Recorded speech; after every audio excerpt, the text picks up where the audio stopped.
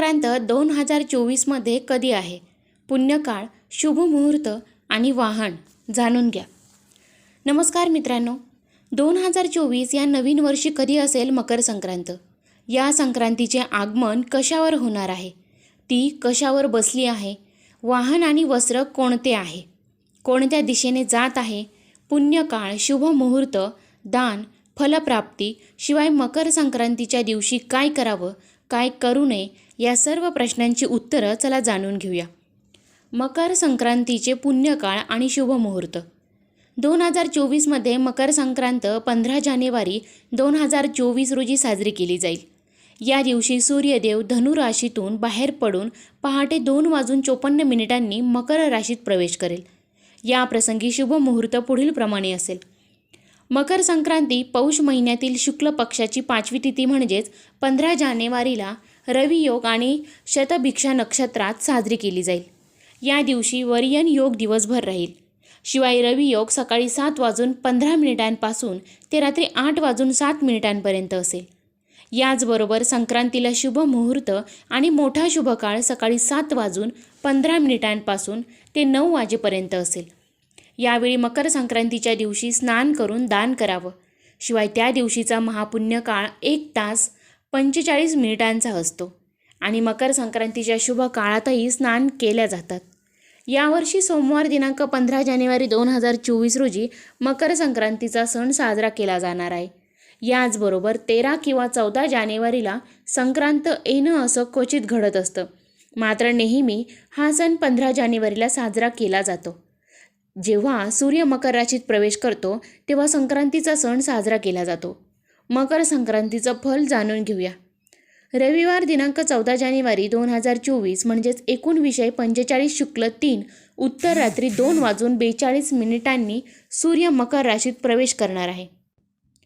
तर संक्रांतीचा पुण्यकाळ हा सोमवार दिनांक 15 जानेवारी रोजी सूर्योदयापासून तर सूर्यास्तापर्यंतचा असेल. म्हणजेच सकाळी 7:17 ते सायंकाळी 6:20 संक्रांतीचा महापुण्यकाल असेल. संक्रांतीचे फल म्हणजे संक्रांतीनं ज्या वस्तू परिधान केल्या आहेत त्या वस्तू महाग होतील. संक्रांती जिथून जात आहे तेथील जनतेला सुख प्राप्त होईल. संक्रांतीचा पर्व काळ द्यायची दान म्हणजे नवीन भांडी, गाईला गवत, अन्न, तिळपात्र, गोड, तीळ, सोनं, भूमी, गाय, वस्त्र, घोडा इत्यादी यथाशक्ती दान द्यावेत. मकर संक्रांतीचे आगमन कशावर होणार आहे? सूर्याचं मकर संक्रमण विशिष्ट कर्णावर होत असल्याने संक्रांतीचे वाहन घोडा आहे. याबरोबर उपवाहन सिंह आहे. तिने काळे वस्त्र परिधान केले आहे. हातात भाला घेतला आहे. हळदीचा टिळा लावला आहे. वयानं वृद्ध असून बसलेली आहे. वासाकरिता दुर्वा घेतलेले आहे. चित्राने भक्षण करीत आहे. जातीने ब्राह्मण आहे. भूषणार्थ सोनं धारण केलेलं आहे. वर्णव गोरा आहे आणि नक्षत्र नाव महोदरी असून सामुदाय मुहूर्त 15 आहे. ते उत्तरेकडून दक्षिणेस जात आहे आणि नैऋत्य दिशेस पाहत आहे. मकर संक्रांतीच्या दिवशी काय करावे? संक्रांतीच्या दिवशी सूर्योदय होताच अंघोळ करून सूर्याला अर्घ्य द्यावा. शक्य असल्यास पवित्र नदीत किंवा जवळच्या नदीवर जाऊन अंघोळ करावी. शक्य नसल्यास घरी अंघोळीच्या पाण्यात गंगाजल मिसळून स्नान करावं. नंतर घरातल्या देवांची पूजा करावी. सूर्यदेवाला नमस्कार करावा. गायत्री मंत्राचा जप करावा. किमान 108 वेळा गायत्री मंत्र म्हणू शकता. ओळखीतल्यांना तिळाचे लाडू किंवा तिळाच्या वड्या, तिळाचे जे काही पदार्थ असतील ते वाटप करावं. तिळगुळ घ्या आणि गोड गोड बोला असं म्हणावं. याचबरोबर संक्रांतीच्या शुभेच्छा द्याव्यात. सुहासिनी सुगड पूजन. या दिवशी सुहासिनी सुगड पूजन करतात आणि एकमेकींना वाण देतात. संक्रांतीच्या दिवशी आवर्जून सुगड पूजन करावी. सुगड म्हणजे शेतीमालांनी भरलेला घाट. यानंतर त्या सुगडाला धूपदीप अर्पण कराव्यात. तिळाचे लाडू आणि हलव्याची नैवेद्य अर्पण करावेत. हळदी कुंकू समारंभ. महाराष्ट्रात विवाहित स्त्रिया संक्रांतीच्या दिवशी हळदी कुंकू समारंभ करतात. हा दिवस हळदी कुंकवाचा शेवटचा दिवस असतो. मराठी स्त्रिया संक्रांतीच्या दिवशी आवर्जून काळी साडी नेसतात. तिळाचे महत्त्व. संक्रांतीला तिळाचे फार महत्त्व आहे. हा काळ थंडीचा असतो त्यामुळे अंगात उष्णता निर्माण होण्यासाठी तीळ खातात. शिवाय बाजरीची भाकरी, लोणी, मुगाची खिचडी वगैरे. याचबरोबर वांगी, पावटे, गाजर अशा इतर शक्तिवर्धक पदार्थांचा वापर जेवणात केला जातो. या दिवशी तीळ वापरण्याचा दुसरा अर्थ सिद्धांत असा असतो. सिद्धांत म्हणजे स्नेह, मैत्री. या स्नेहाची गुणाची मिश्रण करतात. स्नेहाची गोडी वाढावी हा त्यातला हेतू असतो.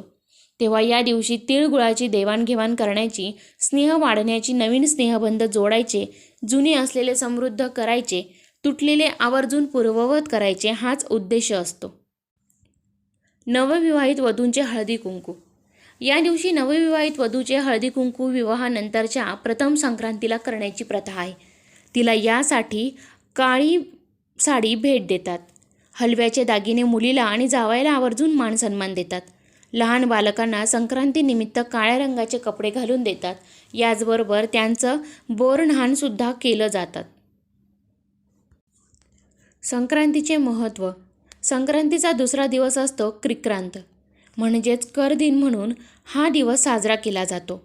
या दिवशी संक्रांती देवीने किंकर आसूर नावाच्या राक्षसाला ठार करून त्याच्या जासातून प्रजेला मुक्त केलं होतं. या सूर्याच्या उपासनेचा दिवससुद्धा आहे. या पूजनाने समृद्धी प्राप्त होते अशी धारणा आहे. या दिवशी अंघोळ करून सूर्याला अर्घ्य देण्याची ही प्रथा आहे. या दिवशी कोणताही शुभ काम करणं निषिद्ध मानले गेले. या दिवशी देवी आईची पूजा अर्चना करून देवीला नैवेद्य दाखवतात. त्या दिवशी काही ठिकाणी प्रवास करत नाही. या दिवशी कोणताही शुभ काम करत नाही. मकर संक्रांतीच्या दिवसात काय करावं आणि काय करू नये. तर मकर संक्रांतीला दान पुण्य देण्याची परंपरा खूप मोठी महत्त्वाची आहे. या दिवशी तुमच्या दारात येणाऱ्या कोणत्याही साधूला रिकाम्या हाताने जाऊ देऊ नका. या दिवशी जो कुणी आपल्या दारात समोरी येतो त्याला काहीतरी दान नक्की करावं. शिवाय झाड तोडू नये. हा सण निसर्गासोबत साजरा करण्याचा सण आहे. या दिवशी कोणत्याही झाडाची छाटणी किंवा कत्तल करू नये. मकर संक्रांत हा शेतकऱ्यांसाठी अत्यंत महत्त्वाचा सण मानला जातो. शिवाय शेतकरी हा दिवस मोठ्या थाटामाटात साजरा करतात.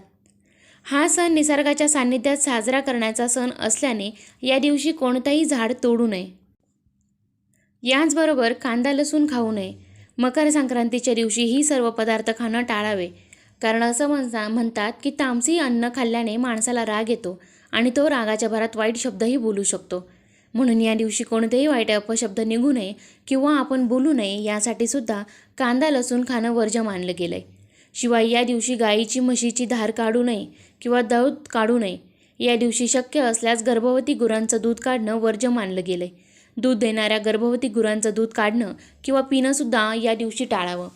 मकर संक्रांतीच्या काळात तांदूळ, मूग डाळ, गूळ, तांब्याचा कलर, सोनं, लोकरीचे कपडे इत्यादी वस्तू दान केल्याने सूर्याची अनुकूलता, इतरांचा आशीर्वाद आणि भगवान लक्ष्मी नारायणाचा आशीर्वाद आपल्याला प्राप्त होतात आणि आपल्या आयुष्यात आनंद देणारा सुकर्मयोग निर्माण होतो. सोबतच आपल्याला मदत होते. कारण असं मानले जातं की या योगामध्ये या वस्तू दान केल्याने पितरांची तृप्ती होऊन जन्मपत्रिकेचे नकारात्मक प्रभावी दोषही दूर होतात आणि आपल्या संपत्तीत आणि सुखसमृद्धीत वाढ होते. तर अशा प्रकारे यावर्षी सोमवार दिनांक 15 जानेवारी 2024 रोजी मकर संक्रांतीचा सण साजरा केला जाणार आहे. 14 आणि 16 जानेवारीला भोगी आणि क्रिक्रांत साजरी केली जाणार आहे. तुम्हीसुद्धा मकर संक्रांतीच्या काळामध्ये हे सर्व पुण्यफलदायी कार्य करू शकता आणि त्यांची लाभ प्राप्त करून घेऊ शकता. 2024 या नवीन वर्षी मकर संक्रांत कधी असेल, या संक्रांतीचं आगमन कशावर होणार आहे, ती कशावर बसली आहे, वाहन आणि वस्त्र कोणते आहेत, कोणत्या दिशेने जात आहे, शिवाय या दिवशी शुभ मुहूर्त कोणत्या असतील, कोणते दान करायचे आहे, कोणते कार्य करावे, कोणते करू नये, या सर्व प्रश्नांची उत्तरं आज मी तुम्हाला या व्हिडिओमधून दिलेली आहे.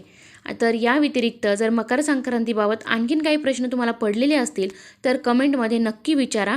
आम्ही त्याची योग्य माहिती देण्याचा नक्कीच प्रयत्न करू. आणि जर तुम्ही माझ्या चॅनलवरती नवीन असाल तर आणि व्हिडिओ जर आवडला असेल तर व्हिडिओला लाईक करा, शेअर करा आणि माझ्या चॅनलवरती जर नवीन असाल तर चॅनलला सबस्क्राईब करायला विसरू नका. धन्यवाद.